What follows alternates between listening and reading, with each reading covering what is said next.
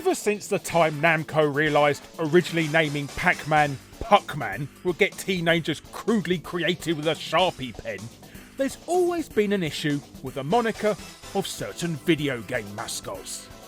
Even with the noblest of intentions, developers have come afoul with innocently naming an avatar one thing perfectly acceptable for one culture, only to be shocked it's incredibly distasteful in another. So, this episode, we take a look at these derogatory denominations, these appalling appellations, and these monstrous monikers. As I say. But, hello you. I'm Guru Larry, and I welcome you to Fact Hunt, offensively named video game characters.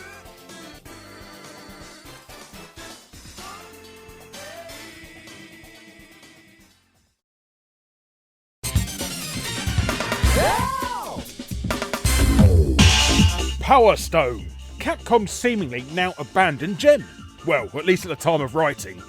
This forgotten fighter with interactive three-dimensional arenas was released on both the Sega Naomi arcade system and the Dreamcast in 1999, boasting a roster of 10 combatants, one of which was the main character and pilot Edward Falcon, commonly referred to simply as Falcon. But his name wasn't always Falcon. Oh no! His original name, as preserved in the Japanese release, was Fokker. For some reason, they decided to change it in the West. I couldn't imagine why.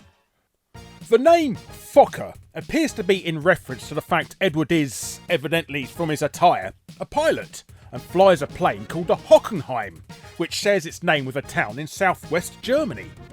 Fokker, of course, being an aircraft manufacturer named after the founder Anthony Fokker, aka the Flying Dutchman, which most notably made German fighter planes during the First World War. So it's ironic then that the blonde-haired, blue-eyed character Capcom named Fokker is actually British, and sports a Union Jack on the shoulders of its pilot's uniform. Edward is said to be from Londo, a fictitious playable arena from the first game, probably based on London, which mistakenly is actually written as London in Power Stone 2's manual. Anyway, with Capcom fearing many rude jokes on the horizon, Fokker's name was changed to Falcon in the North American and European copies of the game. Furthermore, Edward's father appears in Falcon's ending scene, and was even an unlockable character in the second instalment of Power Stone. His name in Japan? Pride Fokker. Strangely, Mother Fokker isn't mentioned.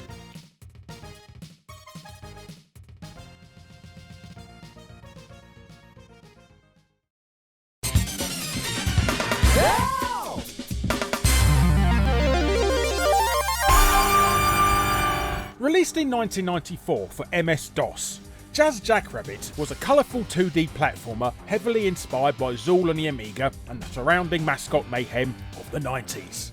The game was developed and published by Epic Mega Games, which you probably know today as simply Epic Games. I think they're famous for doing some sort of Battle Royale game or something. I've never heard of it before. Anyhow, Jazz Jackrabbit has you play as the eponymous intergalactic anthropomorphic green hare. Equipped with his blaster gun and red bandana, Jazz must stop his arch-enemy, Divan Shell, an evil turtle, from kidnapping the Crown Princess Eva Earlong, save his home planet of Karatus. The parodic plot plays on the fable of Aesop's The Tortoise and the Hare, with the game's coding done by Arjan Bruce and designed by Cliff Bleszinski.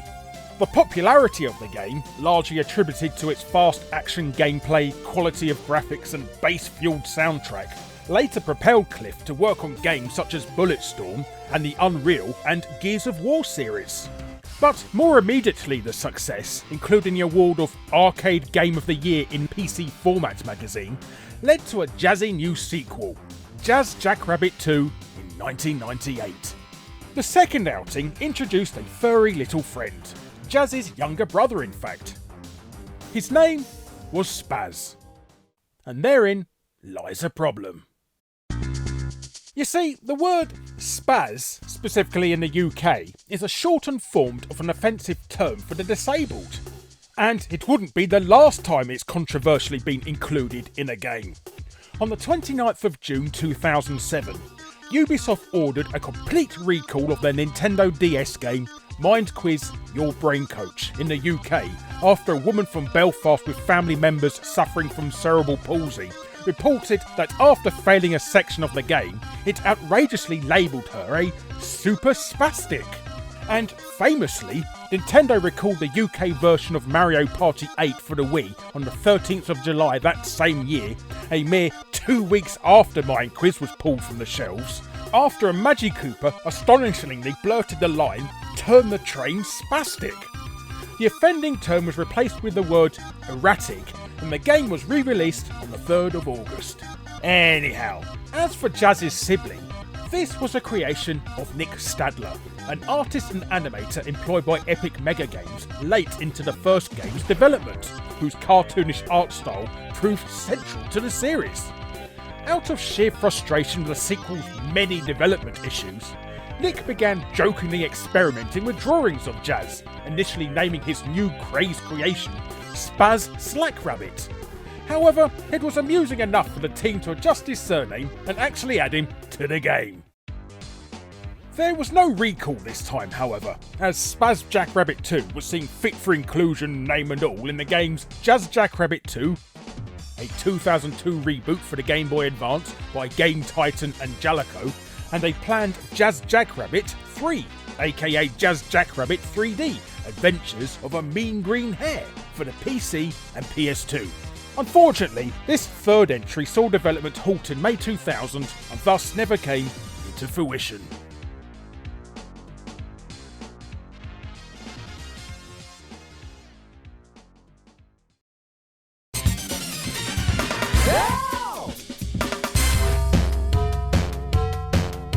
We're all familiar with the 2007 classic first-person shooter Red Ocean, aren't we? No? Well, obviously not then. Red Ocean was developed for PC by Collision Studios and published by DTP Entertainment, the same company that published The Mystery of the Druids.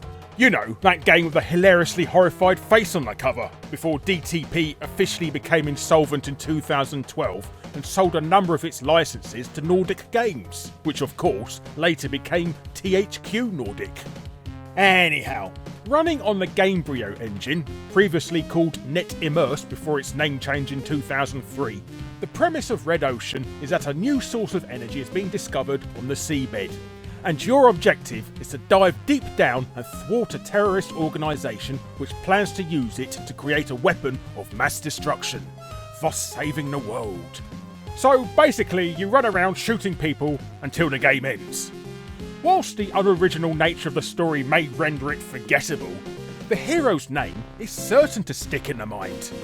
But who is this saviour taking the law into his own hands and holding his own, you ask? Hard. Jack Hard. Oh dear. No, it's not a cock and bull story, it's absolutely true.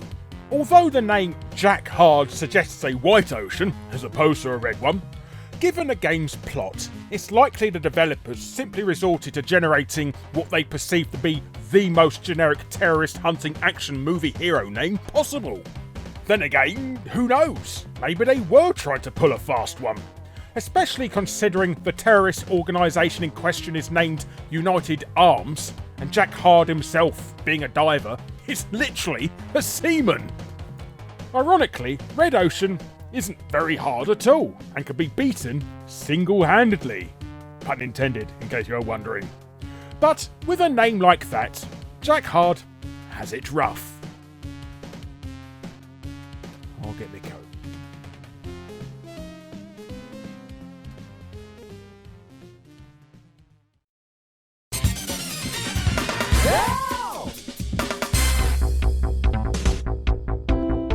The brainchild of Genyo Takeda of Nintendo's Integrated Research and Development Division and Shigeru Miyamoto, 1984's Punch-Out was an instant arcade sensation, particularly in the US, where it became the most successful arcade game of that year.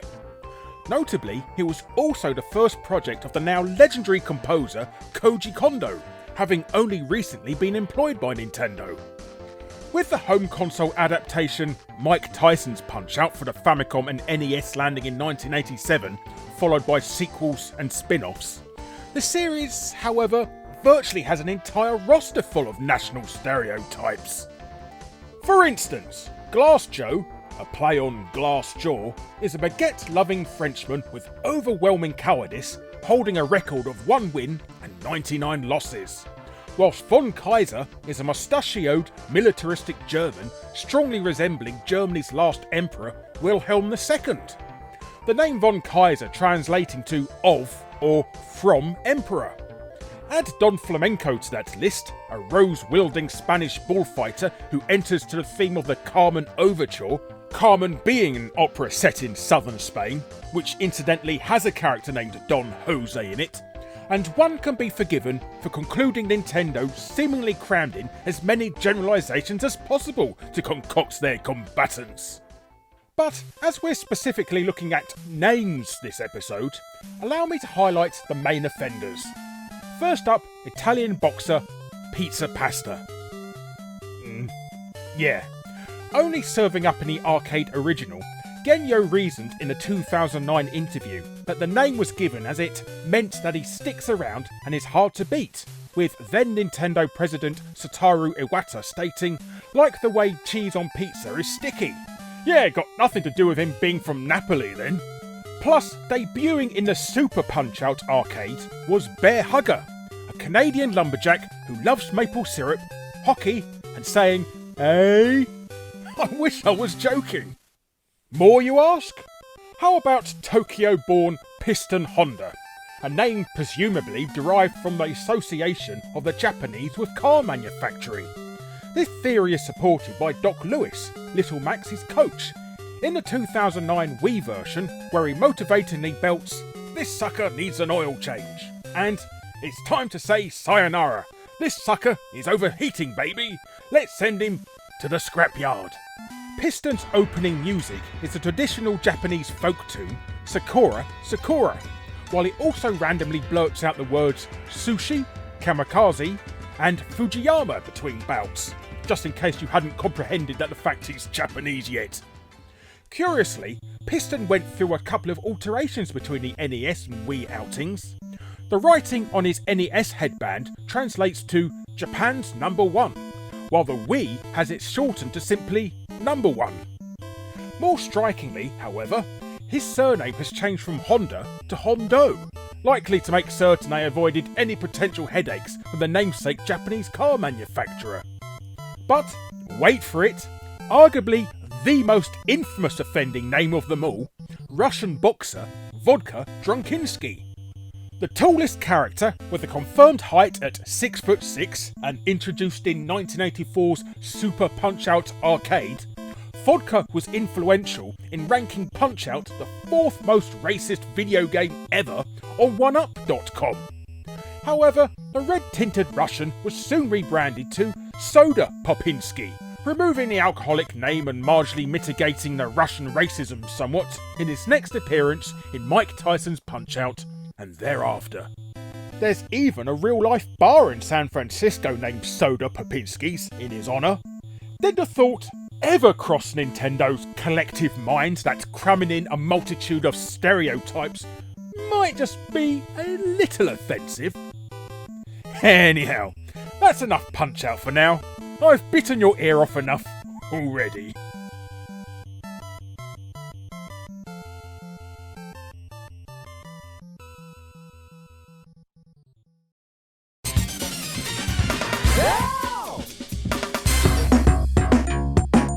Well, the clue is in the name for this one, really.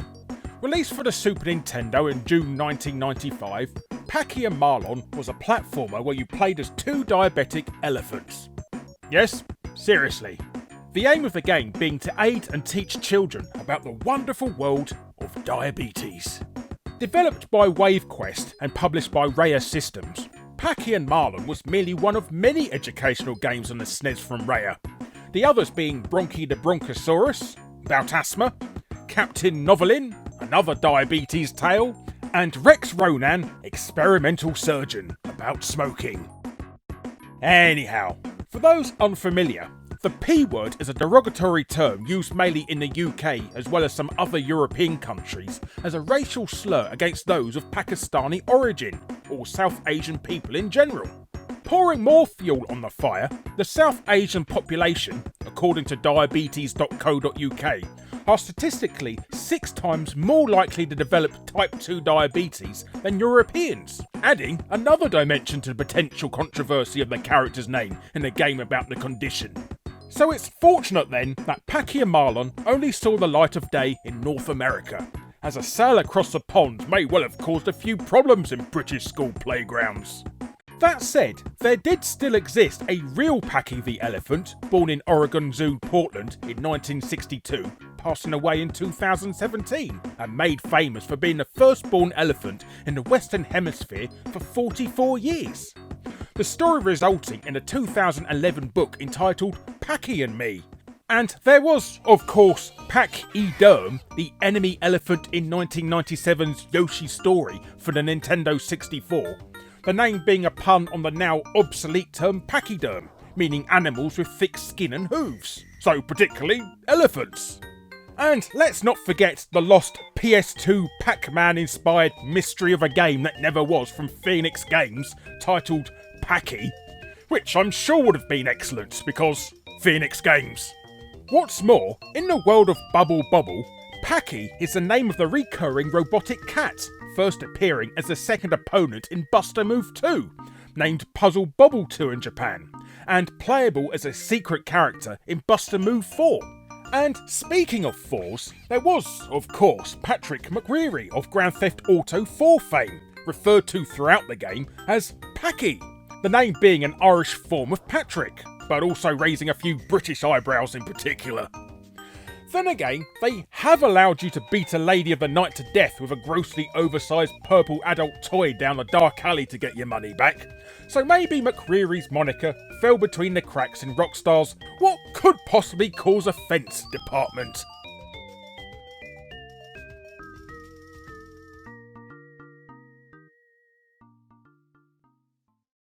Hello you, thanks ever so much for watching. Be sure to subscribe to be first to see future Fact Hunt episodes.